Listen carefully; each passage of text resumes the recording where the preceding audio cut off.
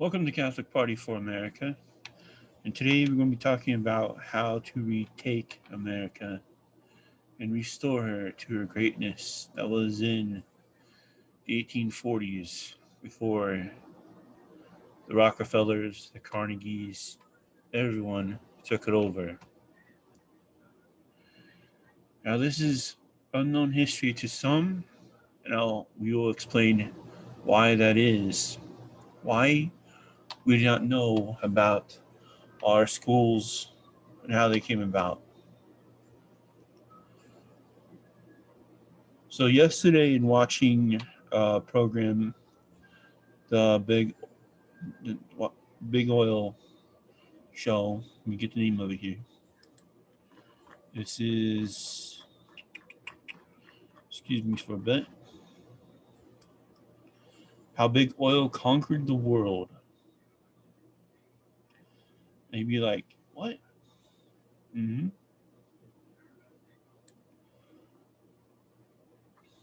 Now, you may think that's a little hard to believe, but I tell you, this is the truth. Remember when we were talking about how we would restore our education to those proper textbooks? Well, those textbooks were used up into the 1840s. And the reading level of not just children in America, but even the adults was up to a 100 level. That is pretty much the highest reading level you can get.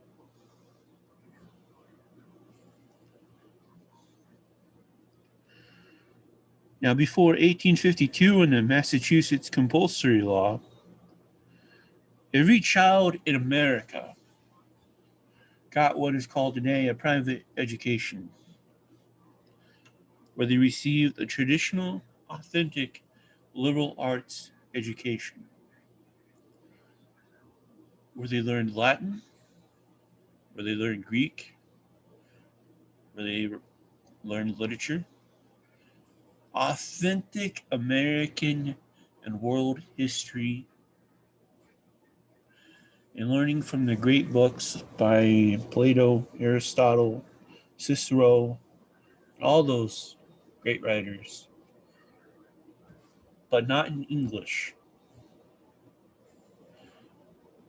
You would learn from the actual books that were not translated. So they would read from Aristotle or Plato's writings in Greek or Cicero's works in Latin.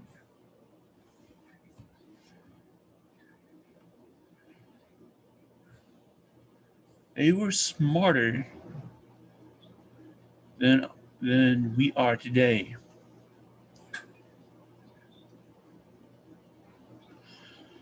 Yet, why did we change? Why did the education system get dumbed down? Who was responsible for it?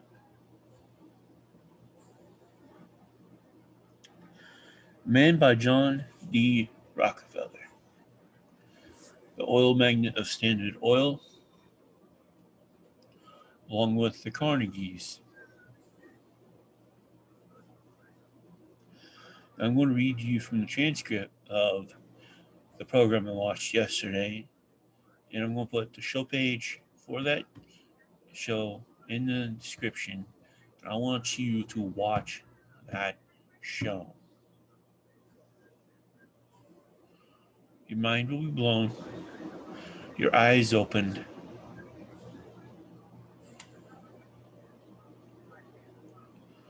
Everything that these globalists have done to America has been documented either by themselves or those around them.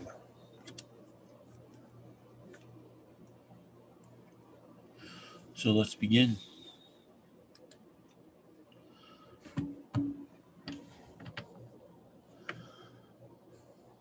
As the Reese Committee, a congressional investigation into the activities of these tax-free foundations in the 1950s discovered, it wasn't long before Carnegie's endowment approached Rockefeller's foundation with a proposal to cooperate on their shared desire to transform the American education system in their own image.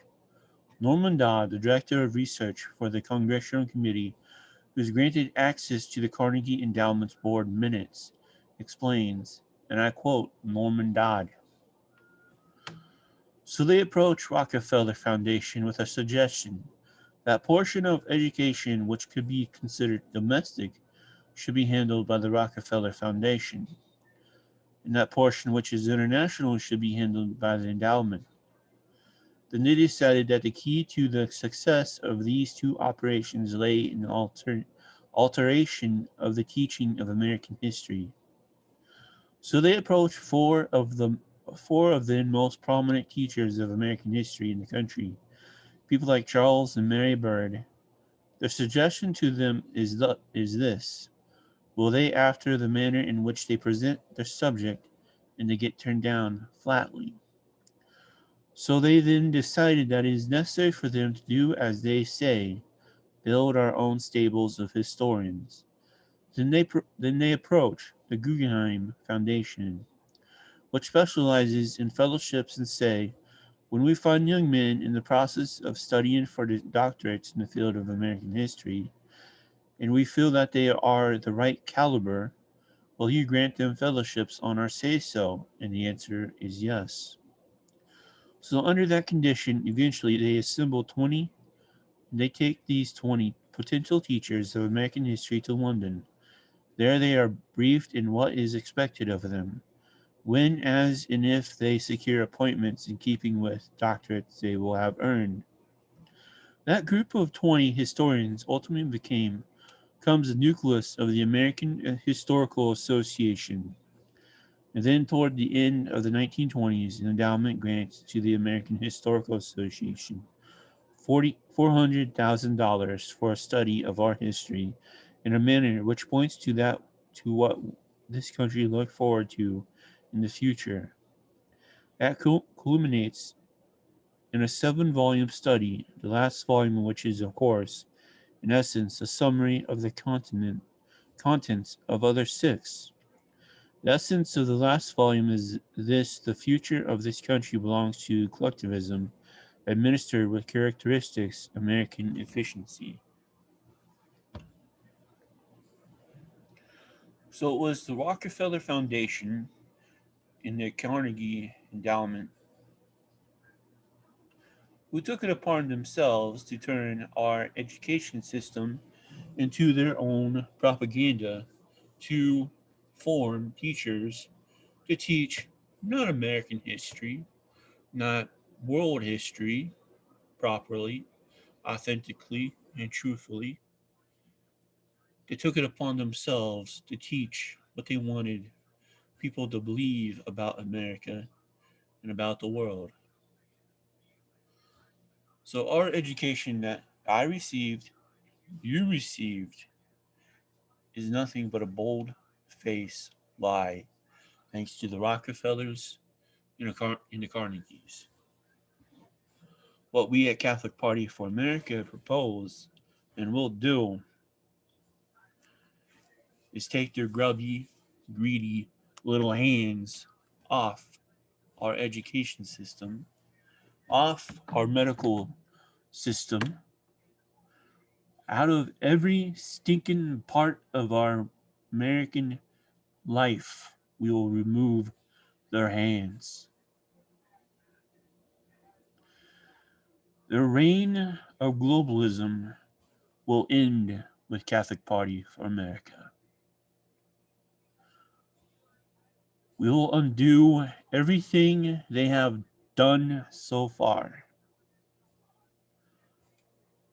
We will restore our freedoms, our sovereignty that they stole from the American people. Not only stole from the American people by liberating America from these monsters, these cartel people, We will liberate the world and end the reign of the New World Order. We may be asking, can we do it as a Democrat or a Republican? No. These folks own the Republicans, own the Democrats, they own the Libertarians, they own the Independents. Those parties are owned by these pieces of garbage who treat us like we are their slaves.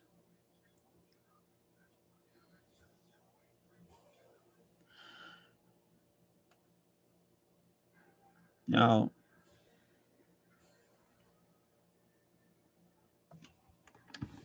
it means we would have to do proper investigations, find out how far and how deep their roots go. If you ever know about taking down an old tree with deep roots, you're going to take a lot of digging, a lot of chopping to remove those roots to restore America,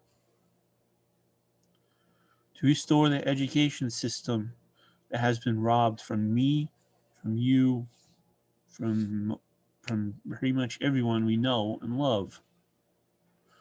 Only time it wasn't taken over was in the 1840s and 1851.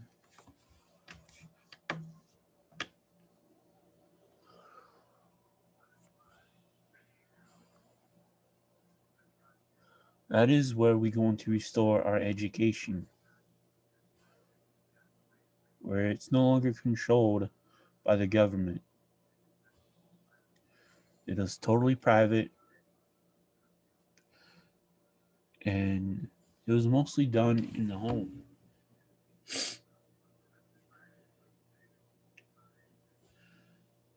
Boy, those people in the 1840s, 1850s were a heck of a lot smarter than we are today. You want to know why John D. Rockefeller decided to take it upon himself with Mr. Carnegie to control the education? Because he didn't like how people were able to think, able to react to what he was doing. He hated the reaction from the people saying, "What makes you so much better than us? Why should you be getting so rich and why we shouldn't be getting rich? Why shouldn't we be making money while you're making money?" He hated that reaction from the people. So he decided to take it upon himself to take control of the education system, to turn us pretty much into zombies, where we learn what he wanted us to learn and be good little subjects and not question anything. Mhm. All this entire video of Big Oil Conquers the World explains everything, including what is going on with this virus, so called virus going around.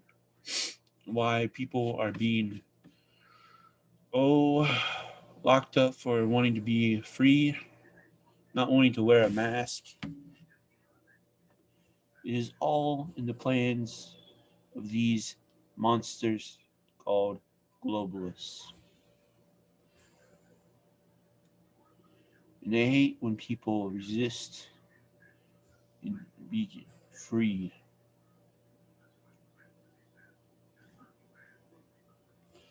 So let us continue. Next one was on the healthcare. Back in the 1800s, 1700s, There were two types of people going around saying they could heal. Ones who could actually heal that used herbs, plants, nutrition, learning from the Native Americans and their European ancestors who lived in the Alps or up in the mountains where they had to survive and did so. Those used herbs to heal, literally heal. Then there were those who went around selling anything in a jug that was liquid that you drink, called snake oil salesmen. And that is where the Rockefellers come from. The very first Rockefeller, Bill or William Rockefeller Livingston. William Livingston, or as he called himself, left his wife and 6 children to go out into the frontier pushing a fake substance called Nugel, which is nothing but oil and water. He sold it, made fortune. And he got married, so-called married to another woman, had another few kids. Then he was wanted for the law for selling this fake product. And also wanted for the law for raping a young woman. That is why he took the last name Livingston. And everyone called him Devil Bill because how evil, how manipulative, how corrupt he was. And his son? Who was his son? You guessed it, John D. Rockefeller. And so,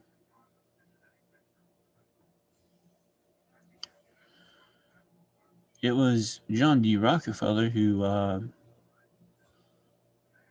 restored New Jol, spun it around, called it a laxative, which is this petroleum oil and water that people drink because they were hooked, swindled into it, saying, "Oh, I need a laxative, need that to cure my whatever." But it doesn't cure you; it makes you sick, real sick.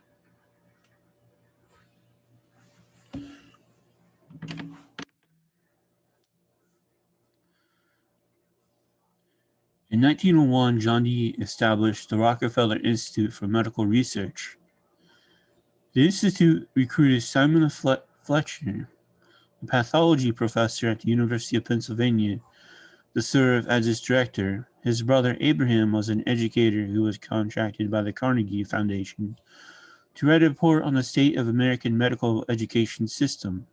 His study, the Fletcher Report, along with hundreds of millions of dollars that the Rockefeller and Carnegie Foundations were to shower on medical research in the coming years, resulted in a sweeping overhaul of American medical system.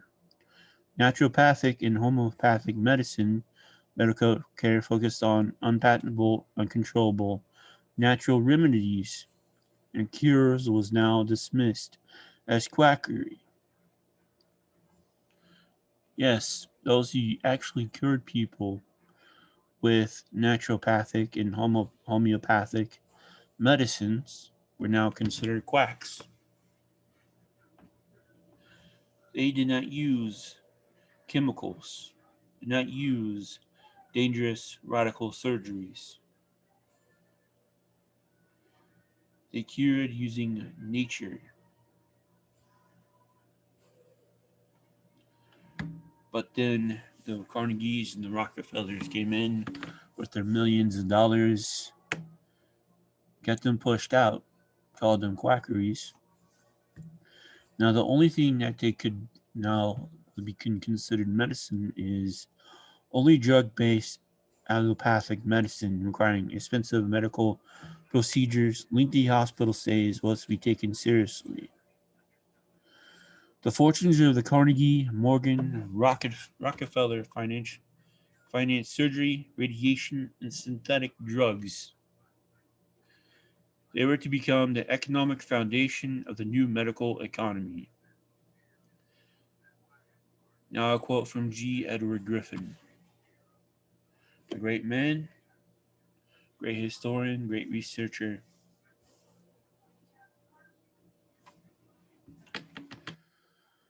The takeover of the medical industry was accomplished by the takeover of the medical schools.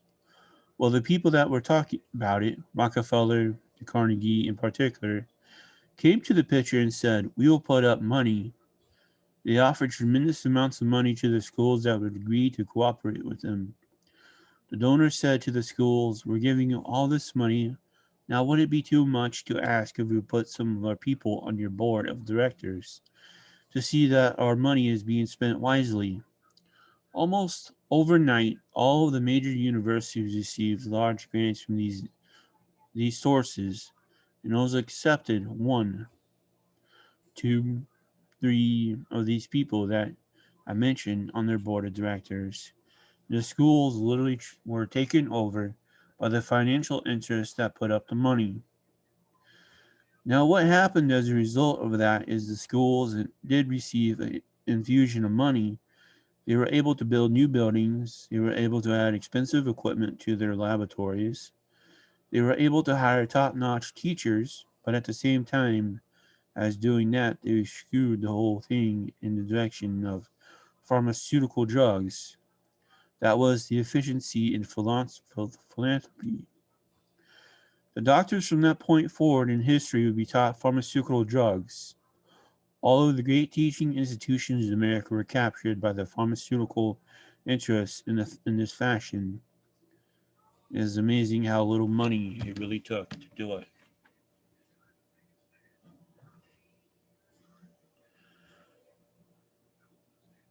This result of pharmaceutical drugs and dangerous surgeries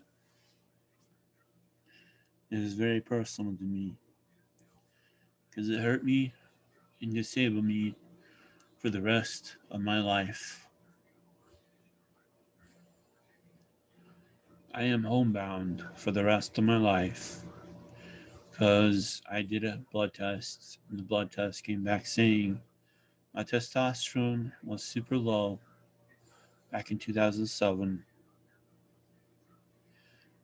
And as the good doctor from the medical schools now push, as is ordered, pharmaceutical drugs instead of the natural way of restoring testosterone to the human body of a man, they inject me with dangerous chemicals. And those chemicals in my body did not agree. They disagreed so much that I was disabled. And when it went almost to 500 milligrams, the first or second to go around, my brain almost literally went to mush.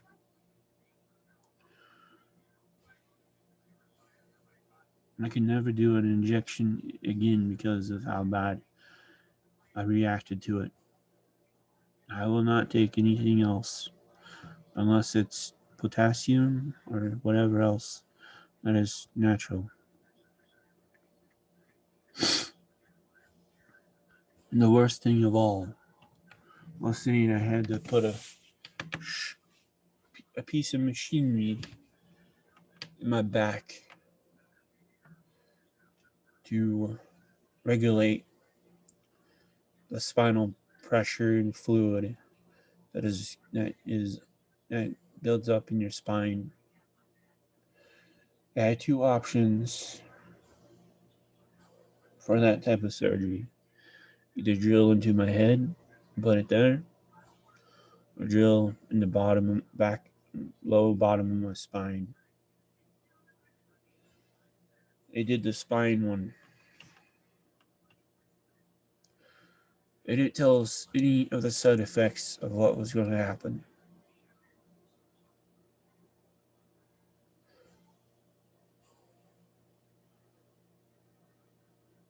They said, "Oh, we're just going to put this thing, this little valve in your back. It'll regulate the spinal fluid. The spinal fluid will drain into your stomach and down into the gill, and when you go take a pee, it'll come right out." Sure.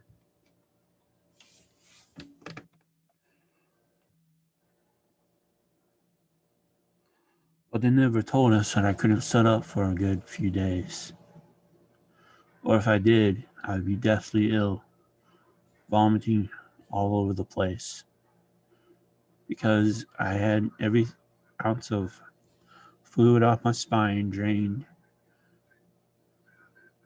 By doing that, caused a major spinal headache, and you were severely queasy in your stomach when you sat up. They didn't tell you that. And I remember clearly being pushed into the operating room. It was like being wheeled into a garage. Literally, it had garage doors on either side of the hallway. Were actual toolboxes that held equipment for our surgery.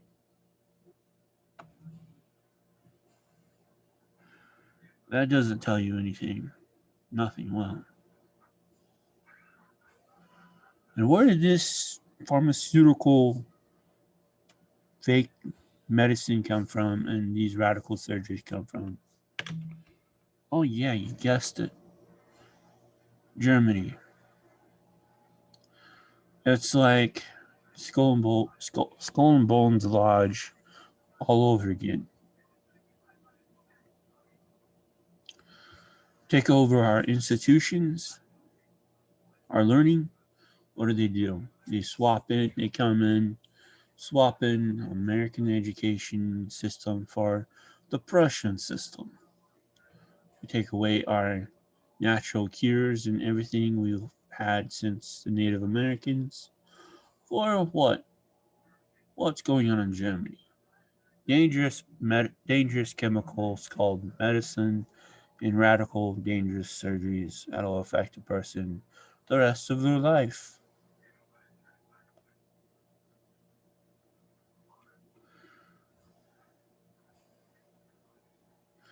I wanted to point these two things out about our education we receive at grade school, middle school, high school, and the college areas.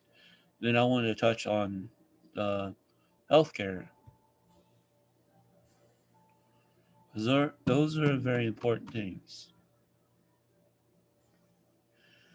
In this video, Big Oil Conquers the World, you will watch how in the very first automobile was not gas,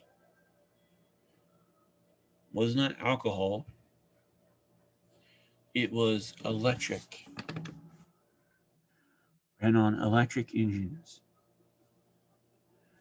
And they set speed records with these electric engine cars. And you'll learn how John D. Rockefeller got so upset about it and how he made sure to ruin that. And look, now everybody wants electric cars to come back. And you say, oh, we gotta have electric cars. We gotta have electric cars. We did have electric cars. Thank you very much. And they were cheaper than the gas guzzlers we have today.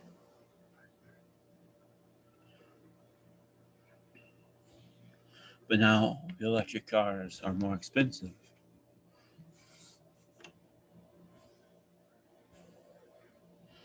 So what is going on? And what about this green movement? Hmm? What about this green movement?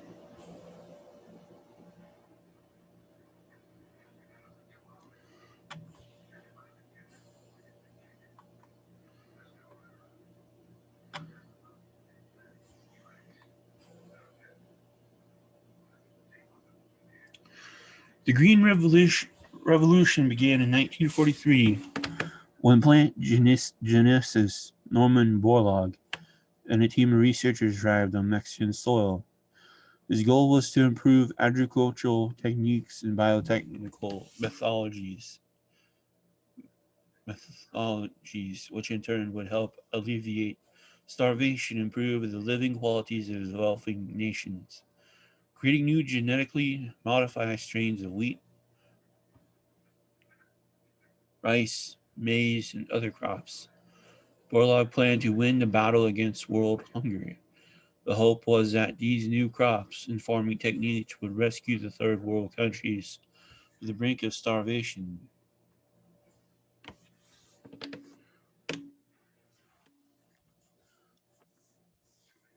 Norman Borlaug was a researcher for the Rockefeller Foundation, and Green Revolution, for whatever increases in yields it brought about, also created markets for oligarchs' own interests in the petrochemical fertilizer industries and gave rise to the ABCD seed cartel of Archer Daniel Midland, Bung, Cargill, and Louis Dreyfus. These companies, along with their associates' interests in the food packaging and processing industry, formed the core of American agribusiness, a concept developed at Harvard Business School in the 1950s with the help of research and conducted by Wassily Lindenfeld for the Rockefeller Foundation.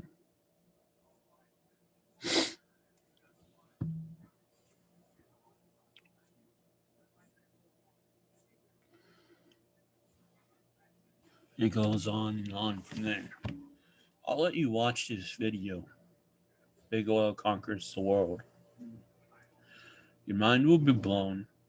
You will see what Catholic Party for America will be fighting and what will be restoring to America.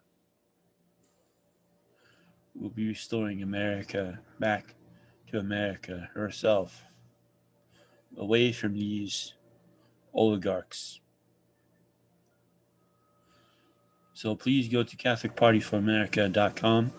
That is Catholic Party FOR for CatholicPartyForAmerica.com. That is Catholic Party FOR Party.com. As it says across the screen up here. That is how it's spelled. Just go to, as it says up there, CatholicPartyForAmerica.com.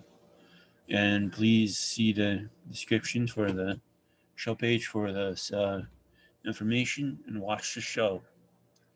It'll blow your mind. And God bless you. God bless America. And God save the Republic.